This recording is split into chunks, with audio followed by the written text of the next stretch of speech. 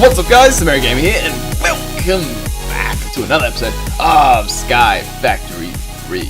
And you may notice I might be wearing something. You might see this little belt and a nice big chunk of metal behind my back. We now have a fantastic jetpack. I'm in the process of trying to upgrade that jetpack, but as well as that, as you can see, a few things have changed. I've gone full automation pretty much with this base at the moment. So as you can see, our stupid cobblestone generators do not produce a texture. I still don't know how to fix this stupid thing. But at the same time, we have got what we built last episode. Now there has been a breakthrough within that, and that is with these conduit connectors. You actually don't need these item filters. Originally, I thought you needed the item filters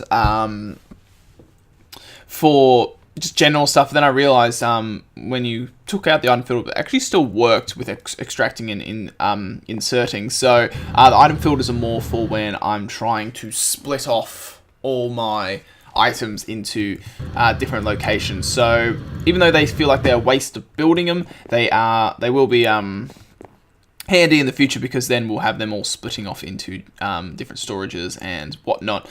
But as you can see, we have got this guy here obviously still doing the gravel and producing stuff for us. I'm going to show you the materials we have soon, because there has been a lot of advancement. This one does dust, so dust is going on here. It's actually starting to get a bit full. And then this side here is doing sand, so it's working really well. Got tons of solar panels. Actually, I still have another 10. I've spent a lot of resources getting this together. As you can tell, it's a lot of iron to do so, but we actually have a huge amount of iron. I'll show you some of our resources now. So iron actually is starting to flow into this chest. This one is actually completely full. You know, we've got tons of silver now, even though silver's a bit harder to get. You know, nickel, we've got 17 stacks of it. We've got 18 of lead. We've got 4 of aluminium, but we've got like 19 of gold. Got like 6, almost 7 of copper. We've got tons of diamonds, like over 6 stacks now. Emeralds are still sitting at 47. We're not actually collecting emeralds. We're getting a lot of iron, which is good at the moment, but eventually I'll swap this machine out with a diamond sieve, and so then that can start getting us diamonds and emeralds, which will be really, really nice. Coal is completely full, so I'm starting to do coal blocks. So is lapis. Lapis is full, so pretty much, so that's going into lapis blocks. Redstone as well is full. That's overflowing in here. It's going really, really well. The way we're producing materials now, it's good. I've been doing a lot of harvesting of a lot of materials, just going crazy with it all. You're probably looking at this going, what the hell is this? Well, there's the backpack mod, where it pretty much started off with the little crappy brown one, which was the little kind of like a leather backpack, and you have to keep on upgrading it to get to diamond. And this diamond bag has a ton of materials in it, which is regarding that up there. So as you can see, we've got a ton of dirt and a ton of cobblestone that's been turned into an indented chisel. Chisel. And you're probably wondering what the hell this is. If you had a keen eye, you would have noticed it. So that is our original height of our base. So when we first started, that is our original spawn. So if I go TP to my island, we spawn right in between these 4 blocks. So this is where people spawn when teleporting to our base, and then they always have to fall down into the water, which didn't bother me at first, but I've kind of decided I want to change it. I want to actually go back up there, and what we're going to do is I'm going to build a really big platform eventually, but like, I like our design that we got going on here, and I might still keep it whilst under this layer that we'll have, or we might end up ripping it up completely. I'm not entirely sure yet, but the way I want to do it is, I know we pretty much, like a few episodes ago, we're just like, new base, let's do it, and we started this design, and I've really liked this design, but the issue is that there's not much design to it. You know, there's not much building to it, and as most of you know, I am majority a builder. I have been having a lot of fun messing with all these mods, but you know, to give me off-camera work and some advancement and all that sort of stuff, I'd like to do some building, and really the best building I have on this base is platforms, and they're pretty easy to build. They're not exactly challenging. I can pretty much do them with my eyes closed, so I kind of need a bit more of a challenge when it comes to a build. So I've thought of, we're going to have a obviously a big, ooh, I hit the microphone, that's not good.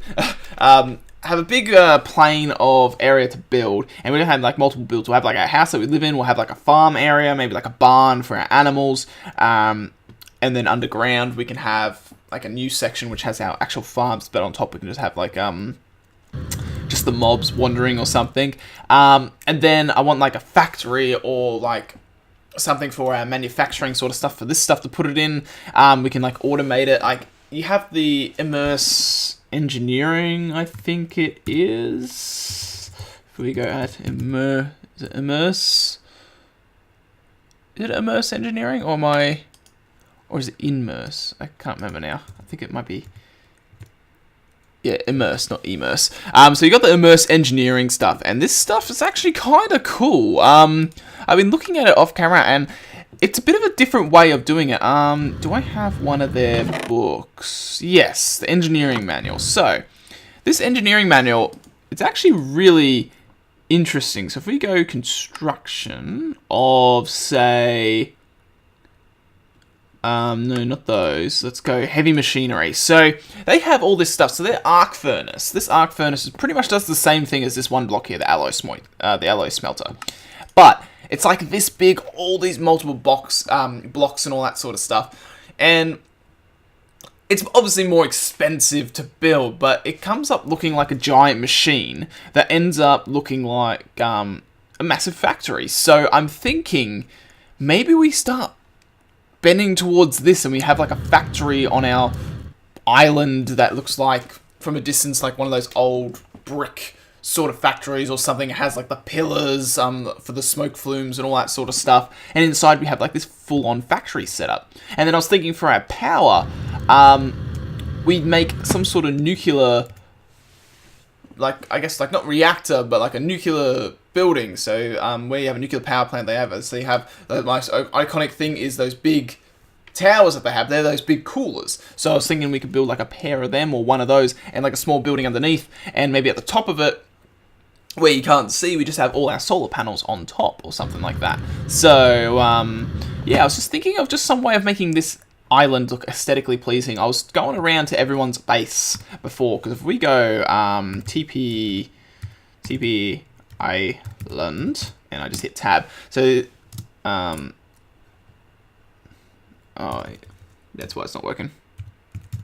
There we go. Now I hit tab.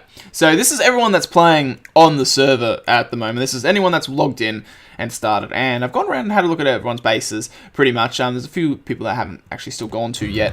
And just get an idea of like what everyone's doing. Like, are they doing similar to what I'm doing, just islands and that?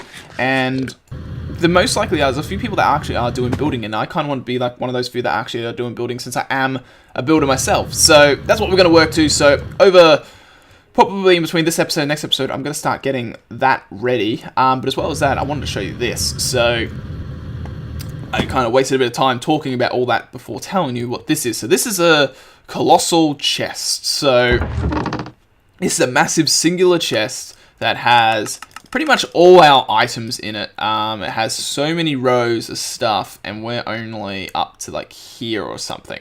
So I pretty much just like organized everything I owned, and just put them in there, so they're no longer in all those stupid things. We've got tons of seeds, so like if we make like a barn or anything like that, we could have their own storage there for now. But what we want to build towards, and what I really want, is this. So we need to build towards a refined storage. So this is the best storage system in the game. It's really hard to explain how it works, but it's pretty much this giant database that stores all your items, and it uses these hard drives, or I think I don't know, they used to call them floppy disks, but now they just call them storage disks. I think they used to call them floppy disks in the game, just for a laugh. If you don't know what that is a very old form of storing memory, like a memory stick, but much smaller.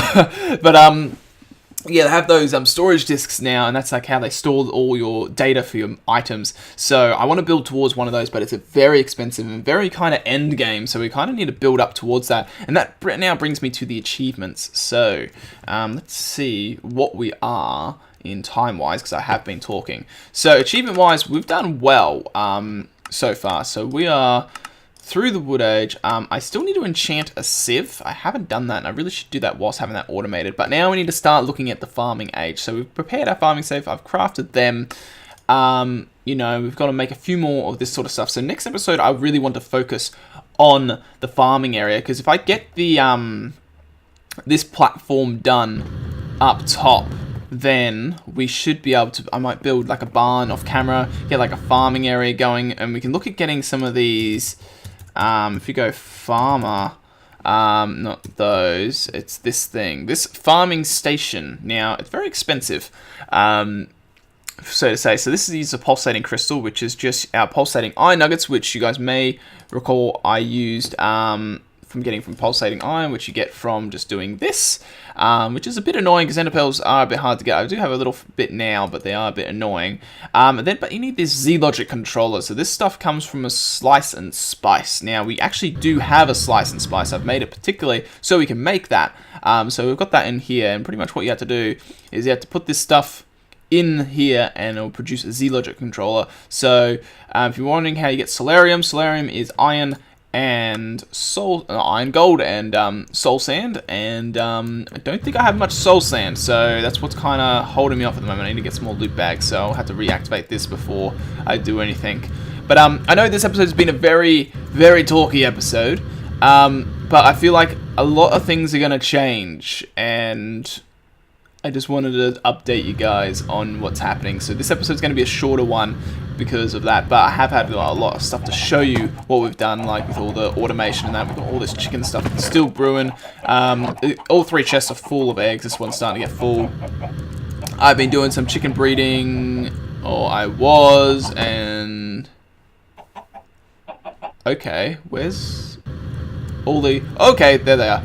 I was about to say they have died on me, but no, they just loaded in a bit slower. So we've got some iron chickens now. We've got some obviously our bone white and flint chickens. We've got 1 silver chicken. So I wanted to get like an arsenal of chickens, because I thought if we could automate like all this, like if we get some important chickens that we want and make these machines here and then just collect their items, and then those items go straight into a refined storage system,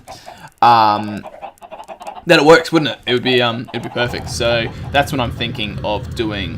Because then it's another way of getting a whole bunch of materials, and that's for pigs, which we don't unfortunately have, but we still got our cows and our sheep, which is great. So we got some good food there, but I still eat potatoes. But anyway, I thought that's all I wanted to do, is just update you guys on what's going to happen, because it looks like I am bending towards pretty much the whole removal of this underground and rebuilding once again. I've got enough materials now and enough blocks that I'm happy to be able to do that. And I kind of wanted this to be our permanent base, but at the same time, I'm a bit over the design. It's a bit simple for my liking. So we might just build a big, nice, flat area where we can actually do some proper building, as well as that, as I want to hopefully in the future have like some floating islands. A really good example that I'm not sure if he records, but if I think it was Ace's base, yeah, Ace's 380. I think it's not really Ace's. It's, I don't even know how to pronounce your name. I say Ace's, but it's really like as us 380, that's how you pronounce it probably. He's got a really good example, I believe, I think it was his base, of these floating islands. He doesn't have many, I think, but they looked phenomenal, and I like to do some floating islands as well, do like a floating island cave for our dragons and all that sort of stuff. So yeah, we've got tons of stuff that I want to build towards, but we need to get the platform to get that ready. So that's what I'm going to work off on camera for you guys, and next episode, hopefully, I'll either do some building, or I might have it already built, and we can do some more fiddling around with some more mods. So I'm going to end the episode here, guys, so thank you all for watching. Hope you all have an awesome day, and I'll catch you guys in the next one. So see you later, guys.